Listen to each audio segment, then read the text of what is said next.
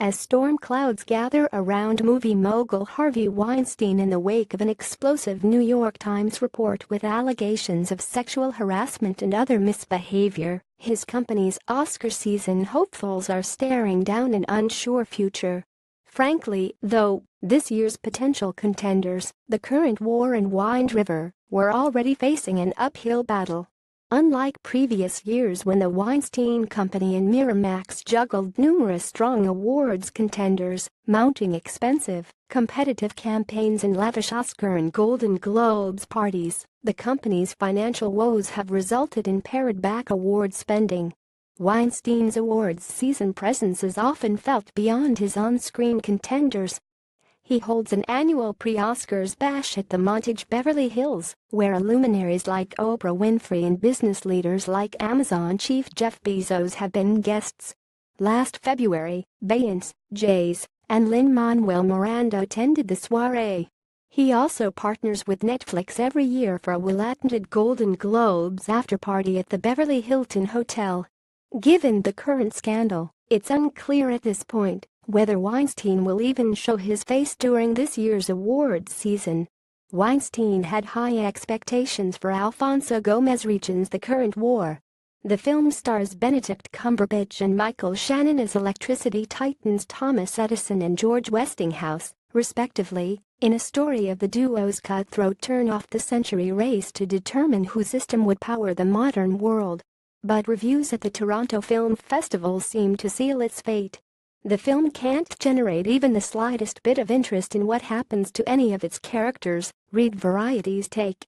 So it was back to the editing suite, where Harvey Scissorhands, his long-standing nickname for his heavy-handed control of the editing process, would step in. That was in fact where he said he was on Wednesday, when Variety reporters first reached out to him about the upcoming New York Times report.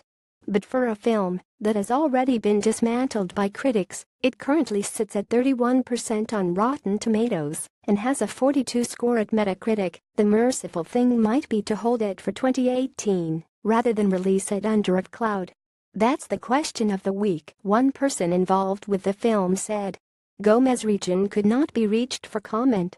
In the wake of the current war's Toronto stumble, the Weinstein Company's efforts appeared to shift to its August release Wind River. Indeed, Oscar-nominated screenwriter Taylor Sheridan's Hell or High Water directorial debut, a murder mystery set in Wyoming's snow-blown Wind River Indian Reservation, is the embattled distributor's biggest success story of the year. Weinstein acquired the film, which cost $11 million, at the Cannes film market in 2016 for a figure reportedly north of $3 million. It went on to premiere at the Sundance Film Festival in January and has generated $33 million at the domestic box office after 2 months in release. The campaign gears are already turning. A pair of screenings was recently set for this weekend at the DGA Theater in Hollywood and the Aero Theater in Santa Monica. Sheridan stars Jeremy Renner and Elizabeth Olsen, and key crew members will be on hand for post-screening cause. But the last thing an indie success story hoping for an awards season profile needs is a scandal overshadowing its efforts. Through his publicist, Sheridan declined to comment. A third, outside possibility for Weinstein this season might have been The Upside, Neil Burger's remake of the 2012 French film The Intouchables, with Bryan Cranston, Kevin Hart, and Nicole Kidman. It too performed poorly for critics in Toronto, but as a populist comedy featuring an on-fire heart, the film might at least have box office potential. At the festival, Weinstein told press that he planned to qualify The Upside for awards consideration in December and then go wide next year, perhaps angling for Golden Globes comedy recognition as a ploy to boost its commercial prospects. Per contractual obligations with Sony regarding the December release of Hart's Jumanji: Welcome to the Jungle, Burger's film cannot open wide before March. But that runs counter to producer Todd Black's expectations. I think that was only in Weinstein's mind, and not in any of our minds, Black said. Nothing's changed. We're coming out in March. All we're concerned about is a big, fat commercial release.